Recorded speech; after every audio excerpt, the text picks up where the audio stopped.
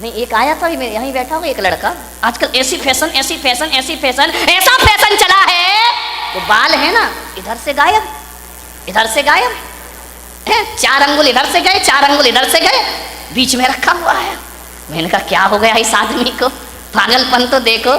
मैंने कहा यार ये है क्या। वो मैं बिहार कर रहा था, बिहार करते बम्बई से आ रहा था, हाईवे पे मैंने देखा कि 2 आजू बाजू सर्विस लाइन होती है ना, साइड में चलने के लिए, इधर सर्विस लाइन इधर सर्विस, 4 अंगुल की ये सर्विस लाइन, 4 अंगुल की ये सर्विस लाइन, बीच में फ्लाईओवर। वाह आदमी पूरा ट्रैफिक जाम कर रखा है बालों का, है ना। बाल और गाल कोई सुंदर मत बनाओ, बाल और गाल सुंदर होने से कुछ नहीं होता है। जुबान को सुंदर बनाओ, वाणी को सुंदर बनाओ, तो सारी दुनिया अपने प्रति आकर्षित हो जाया करती है।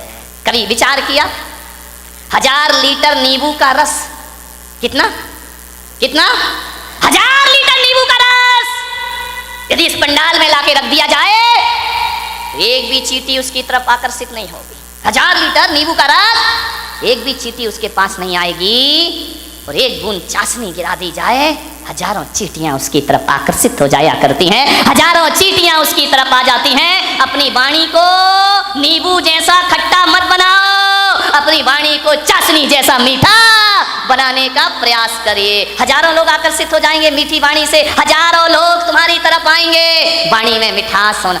खट्टा नींबू क्या दशा होती मालूम नींबू की, बेचारा बाजार से आता है, यूं यूं दबाया जाता है, दबाने के बाद उसे चाकू से काट दिया जाता है, 2 टुकड़े कर दिए जाते हैं, फिर निचोड़ा जाता है, और निचोड़ने के बाद सड़कों पर फेंक दिया। खट्टे लोगों की यही स्थिति होगी, ध्यान रखना। निचोड़े जाओगे, सड़कों पर फेंके जाओगे, सैकड़ों लोग तुम्हारे वीपर लाते रख के निकल जाएंगे। ध्यान, चाशनी बनो, मीठे बनो, वाणी में वीणा की झनकार होना चाहिए।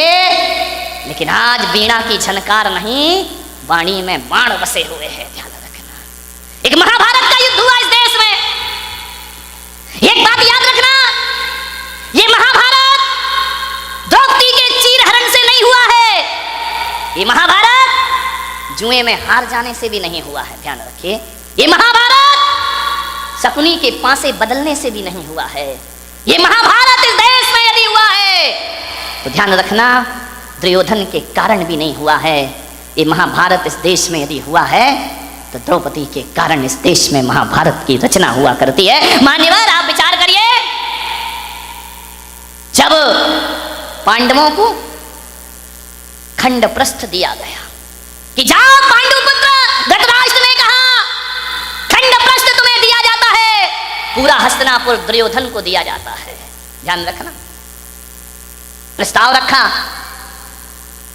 सुलह की बात हुई, दुर्योधन ने खंडप्रस्थ दे दिया, जहां ना पानी बरसता था, ना जहां फसल होती थी, बंजर भूमि, जाओ वहां रहो। युधिष्ठिर ने कहा, अर्जुन ने कहा कोई बात नहीं, यदि हम में ताकत होगी तो खंडप्रस्थ को इंद्रप्रस्थ बना करके रख दिया जाएगा। ध्यान रखें, हौसले बुलंद होना चाहिए। खंडप्रस्थ दे दिया, जहां पर खंडर ही खंडर है, बंजर भूमि है। 5 पांडवों ने पुरुषार्थ किया, मेहनत की, खंडप्रस्थ को इंद्रप्रस्थ में तब्दील कर दिया और इतना सुंदर बनाया। आज कितने भी बड़े आर्किटेक्ट हों, वो व्यवस्था नहीं ला सकते हैं। कैसे लोग थे, कैसी बुद्धि थी उनकी, बिना पढ़े लिखे भी इतना सब कुछ कर लिया करते थे। इतना सुंदर महल बनाया, पूरी दुनिया में चर्चा हुई कि युधिष्ठिर अर्जुन ने इतना सुंदर इंद्रप्रस्थ बनाया है, हजारों लोग देखने जा रहे हैं, बहुत खूबसूरत। दुर्योधन ने कहा कि मैं भी तो चल के देखूं। गया इंद्रप्रस्थ में, और जैसे ही इंद्रप्रस्थ पहुंचा दुर्योधन, इतना अद्भुत महल था, जो दिखता था वो होता नहीं था, और जो होता था वो दिखता। दुर्योधन ने अपनी धोती संभाली, उसे लगा कि यार यहाँ तो पानी पानी दिखाई दे रहा है। धोती संभाल करके चल रहा है, वहां तो पानी था ही नहीं, केवल दिखाई देता था। आगे देखा दुर्योधन ने, रंगोली बनी हुई है, चमक पूरे हुए, बहुत सुंदर है। अरे बोले यहाँ से तो आ गया, अब क्या धोती पकड़ना, अब क्या अपने को संभालना। इतना सुंदर, आंखें फटी की फटी रह गई दुर्योधन की। आगे बढ़ा, पानी था, गिरा छपाक से पानी में, पूरे कपड़े गीले हो गए। जोरदार अट्ठास हुआ झरोके से, बड़ी जोर से व्यंग की हंसी आई। उसने कहा देवर जी ये क्या हो गया। द्रौपदी की आवाज आई, गिर गए, अरे संभल के चलना सीखो देवर जी। पानी में गिरा हुआ दुर्योधन भीगा हुआ। द्रौपदी ने कहा गिर गए ना, अब पता पड़ा कि इंद्रप्रस्थ क्या है और हस्तिनापुर क्या है। अरे तुम कैसे संभलोगे, अंधे का पुत्र अंधा ही होगा। बस यहाँ से महाभारत शुरू हो जाया करती है। द्रौपदी का चीरहरण महाभारत नहीं था, जुए में हारना महाभारत नहीं था।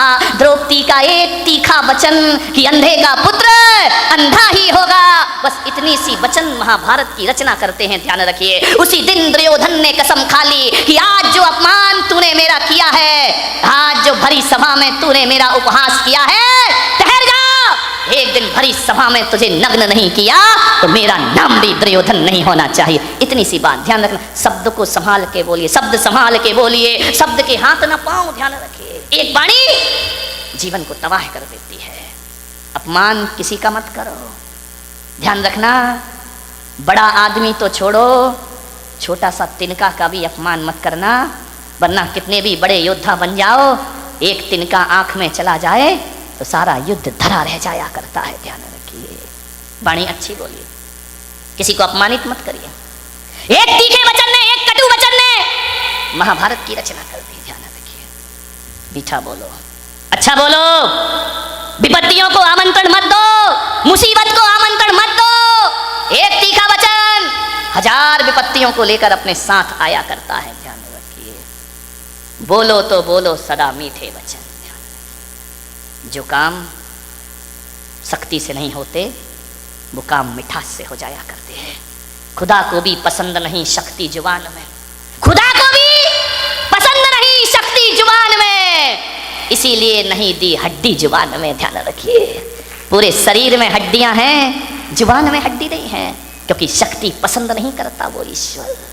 जुबान तो मुलायम होती है ना। ध्यान रखिए, जुबान जितनी मुलायम है वचन उससे ज्यादा मुलायम होना चाहिए।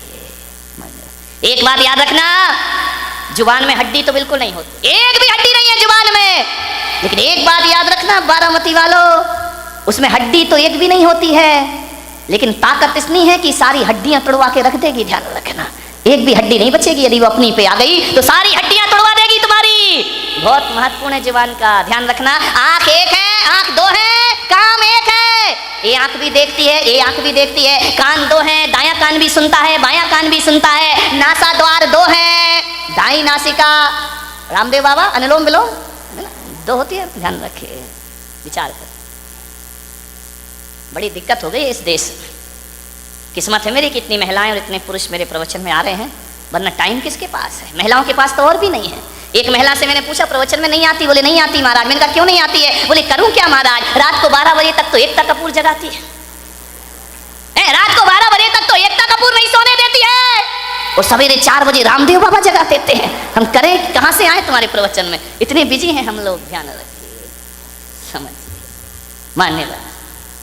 दो नासा द्वार है, काम एक ही है, दो हाथ है, काम एक ही है, दो पैर हैं, काम एक ही है, दोनों पैर चला करते हैं, लेकिन जुबान अकेली है, इकलौती है, इकलौती औलाद है अपनी लीलावती।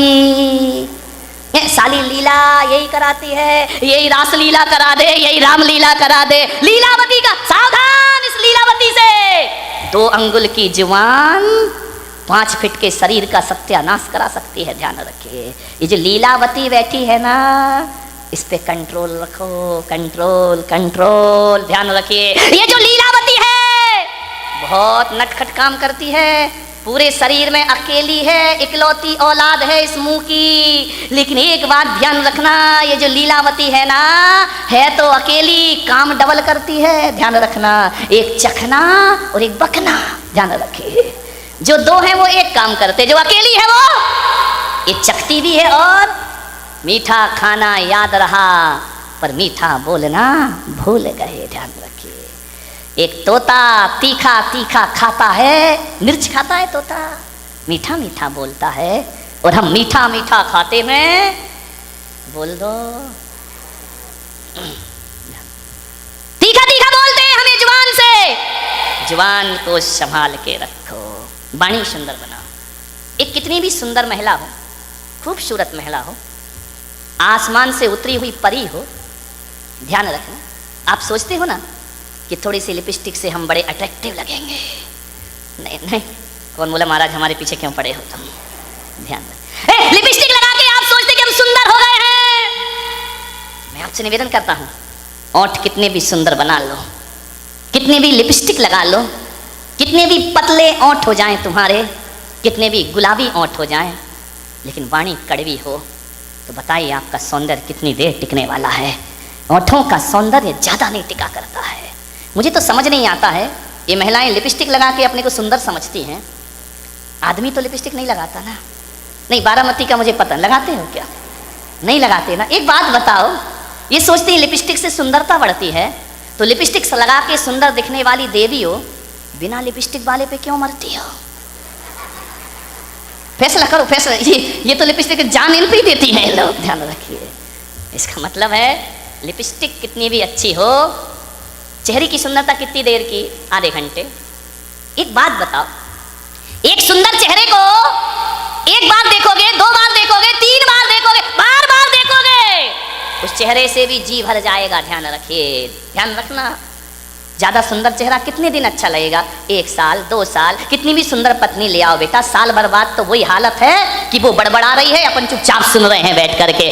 खाना खाएगी तभी बोलेगी। ध्यान रखना, ये आदमियों की जिंदगी इसी में, बेचारे हर थके हुए हारे हुए तो आते हैं दुकान से, वो जैसे ही आया और इनकी रामायण शुरू हो जाया करती है। देवरानी ने ये कहा, जिठानी ने वो कहा, तेरी अम्मा ने एक परसते भी जा रही है। महिलाओं से निवेदन है, जब पति घर में आए तो उसकी थाली में रोटी परोसो, रोटी। दिन भर की किचकिच मत परोसो उसकी थाली में, वरना थाली फेंक करके इतना परेशान। उसी समय मैंने एक महिला से बोला, खाते समय क्यों बोलती हो?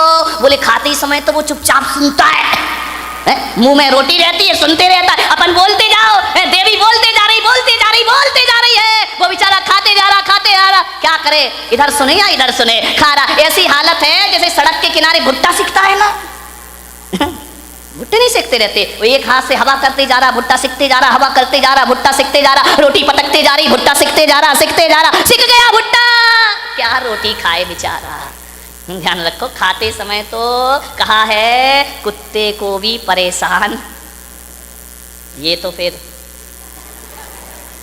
क्या बोली, इतनी तेज है बारामती की महिलाएं, इतनी तेज, इतनी तेज, इतनी तेज कि एक दिन दो पति पत्नी बाजार गए, पति ने पत्नी से कहा, तू कहे फैशन है, तू कहे तो एक कुत्ता खरीद ले। पत्नी ने ऊपर से नीचे तक देखा, बोले क्या जरूरत है? बोले जब से तुम मिले हो। कौन बोला हर तमन्ना पूरी हो गई मेरी? ध्यान रखिए। मान एक बच्चा रो रहा था, बहुत जोरों से रो रहा था। पत्नी ने कहा देख भी नहीं सकते हो, बच्चा रो रहा है, मैं खाना बना रही हूँ। तो बोले पहले सुन तो ले, काय के लिए रो रहा है? अरे बोले जो भी रो रहा कर दो पूरा। बोले नहीं पहले सुन। बोले क्या? ये रो रहा है कि मुझे गधे पे बैठना है। तो पत्नी ने कहा कंधे पे बिठा के 3 चक्कर नहीं लगा सकते क्या? कुछ लोगों को घर जाके समझ में आएगा, ध्यान रखिए। एक बार यही दुर्घटना घट गई। एक बच्चे ने पूछा अपनी मम्मी से कि मम्मी एल्बम देख रहा था शादी का। बोले पापा घोड़े पे बैठ के आ रहे हैं। बोले हाँ। बोले मम्मी एक बात बताओ, ये शादी में दूल्हा घोड़ी पर बैठ कर ही क्यों आता है, गधे पे बैठ के क्यों नहीं आता है? बोले बेटा एक गधा दूसरे गधे पे नहीं बैठ सकता है। ध्यान रखिए, मान मीठा बहुत मीठा बोलिए जिंदगी में, मीठी बाणी बोलिए। विचार करना है आपको, वाणी में मिठास भरो। लिपस्टिक से जीवन सुंदर नहीं होता है। लिपस्टिक की सुंदरता 1 दिन, 2 दिन, 3 दिन, साल भर बाद वो चेहरा बेकार लगने लगता है। ध्यान रखना। लेकिन यदि वाणी मीठी हुई ना तो मिलते समय भी अच्छा लगता है, और बिछुड़ जाओ तो मीठी वाणी की याद जब जब आती है तब तक सुख की अनुभूतियां प्रारंभ हो जाया करती हैं। मीठी वाणी तो वो होती है बिछड़ने के बाद भी आदमी को याद रहा करती है। ध्यान रखिए। मैंने बारामती में भी ज़्यादा घूमा नहीं हूँ, उधर गया था पीछे एक दिन, इतने सुंदर मकान। मैंने कहा क्या गजब कर रही है भाई, मैं तो आया था गांव समझ के, लेकिन ये तो शहरों को भी पीछे कर रहा है। ध्यान रखिए। डाउट है तो ताली मत बजाओ, है ना? इतने सुंदर मकान, इतने सुंदर मकान, इतने खूबसूरत फर्नीचर लगा है मकानों में, विदेशी टाइल लगे हुए हैं। ध्यान रखना। इतनी सुंदर डिजाइन है, महंगा फर्नीचर, महंगी कार खड़ी है दरवाजे के बाहर, विदेश से पर्दे मंगा के लगाए गए हैं, एक से एक सीनरी लगी हुई है, खूबसूरत संगमरमर लगा हुआ है, इतना सुंदर कि उसमें अपना चेहरा दिखाई दे जाए। एक बात बताओ मेरे भाई, जिसका बहुत महंगा मकान हो, बहुत सुंदर फर्नीचर लगा हो, बहुत अच्छा सोफा सेट हो, डाइनिंग सेट बहुत सुंदर हो, ड्रेसिंग टेबल बहुत सुंदर हो, अलमारियां बहुत सुंदर हो, एक बात बताना, और कोई उस घर में जाए, बस सब कुछ सुंदर हो, आपकी देखकर आंखें फटी की फटी रह जाएं, कितना सुंदर मकान है, लेकिन एक बात बताइए, सब कुछ सुंदर हो लेकिन उसमें रहने वाले को बोलने का तमीज ना हो, वो बदतमीजी से बात करता हो, एक गिलास पानी भी ना पिलाता हो, और तुम गए और उसने इतना भी नहीं कहा कि भाई साहब आइए बैठिए, तो बताइए उस मकान की सुंदरता याद रहेगी आपको जाने के बाद, या उस आदमी का व्यवहार याद रहेगा आपको जाने के बाद? ध्यान रखिए, आप उस घर से निकल के जाएंगे, जिस मकान को बहुत सुंदर कह रहे थे वो मकान डिलीट हो जाएगा, और आदमी की बोली और व्यवहार जिंदगी भर याद रहेगा। और एक बात मैं आपसे कहता हूँ, एक का मकान तो बहुत सुंदर नहीं है, बहुत कीमती मकान नहीं है, साधारण से फ्लैट में रहता है, लेकिन जैसे ही तुम जाते हो बड़े आदर से बोलता है, बड़े अदब से बात करता है, आइए भाई साहब बैठिए, ठंडा लेंगे या गरम लेंगे, आप क्या लेना चाहते, मीठा लेंगे नमकीन, अरे नहीं नहीं कुछ, अरे भाई साहब आए हो कुछ तो लेकर जाना पड़ेगा, ऐसा नहीं हो सकता, हमारे यहाँ कब कब पधारते हो, आपको जरूर कुछ लेना होगा, आपको भूख भी नहीं है तो भी उसके व्यवहार और मिठास के कारण आपको खाना पड़ेगा। आप एक बात बताइए मेरे भाई, जब आप घर चले जाओगे वो सुंदर मकान याद करोगे या उसका दुर्व्यवहार याद करोगे, और घर जाओगे एक घटिया मकान याद करोगे या आदमी का व्यवहार याद करोगे? ध्यान रखिए, सुंदर मकानों को याद नहीं किया जाता है, सुंदर वाणी और व्यवहार को याद रखा